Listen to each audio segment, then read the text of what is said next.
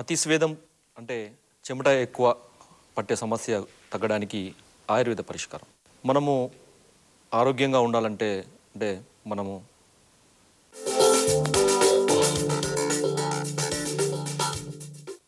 మన జీవనం సాగాలంటే ప్రతి క్షణము మన శరీర ఉష్ణోగ్రత ఒక నిర్ణీత మోతాదులో మెయింటైన్ అవుతూ ఉండాలి. అంటే ప్రతి మనిషిలో సహజంగా 98.4 డిగ్రీస్ల ఉష్ణోగ్రత మెయింటైన్ అవుతుండాలి. అది ఆరోగ్య స్థితి. సహజంగానే వ్యాయామం చేసినప్పుడు కానీ, భయంగా ఉన్నప్పుడు కానీ, లేదా దిగ్భ్రాంతి చెందినప్పుడు కానీ, కొన్నిసార్లు మానసిక ఉద్వేగానికి లోనైనప్పుడు కానీ చెమట ఎక్కువగా పడుతుంది. ఇది ఎటువంటి అనారోగ్య సమస్య కాదు. ఇది సహజ సిద్ధమైన శరీర వ్యవస్థ. మన శరీర ఉష్ణోగ్రత ఒక నిర్ణీత క్రమంలో మెయింటైన్ కావడానికి ప్రతి క్షణము చెమట ఉత్పత్తి అవుతుంది. ఇది చెమట ఉత్పత్తి అయ్యే వ్యవస్థ ఒక రకంగా చెప్పాలంటే మన చర్మం కింద ఉండే ఏసీ లాంటి ఒక వ్యవస్థ. కొన్నిసార్లు బాగా పరిగెత్తినప్పుడు కానీ లేదా వేడి వాతావరణంలో చెమట ఎక్కువగా పడుతుంది.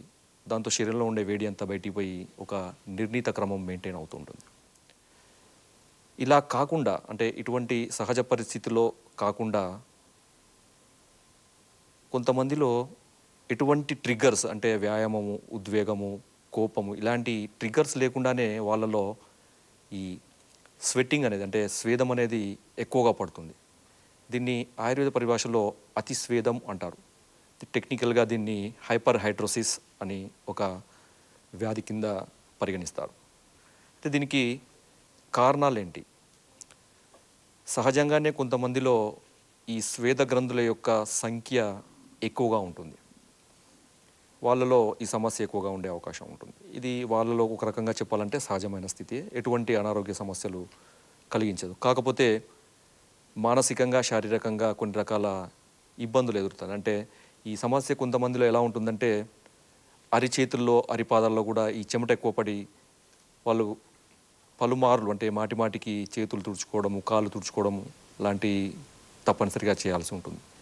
ఇంకొంతమందిలో ఈ సమస్య తీవ్రత ఎలా ఉంటుందంటే అరికాళ్ళలో ఈ స్వేద గ్రంథులు ఎక్కువగా ఉండడం వల్ల స్వేదోత్పత్తి ఎక్కువ అయ్యి వాళ్ళు అడుగు తీసి అడుగు పెడితే ఏదో నీళ్ళలో తడిచిన కాళ్ళలాగా అక్కడ ఒక అచ్చు పడుతుంది.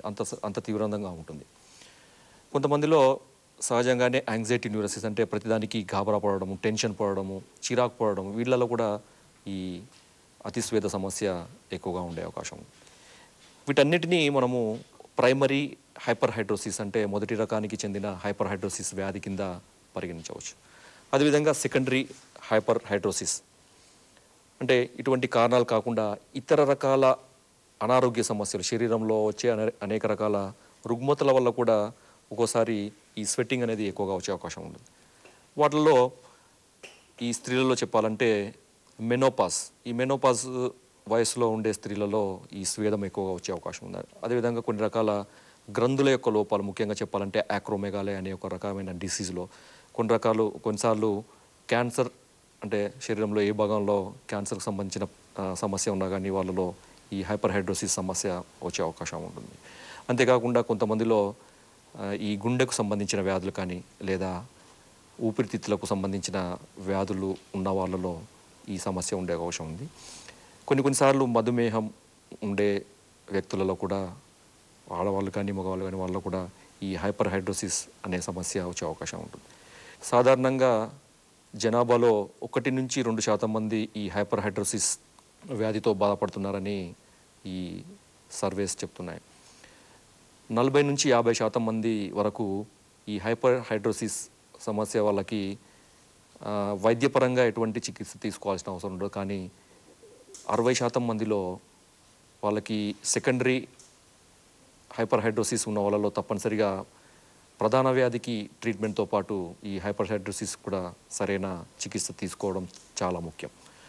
ఆయుర్వేద పరంగా కనుక చూస్తే ఈ సమస్యను మనము కొన్ని రకాల మూలికలతో మనము ఈ సమస్యను దూరం చేసుకోవచ్చు.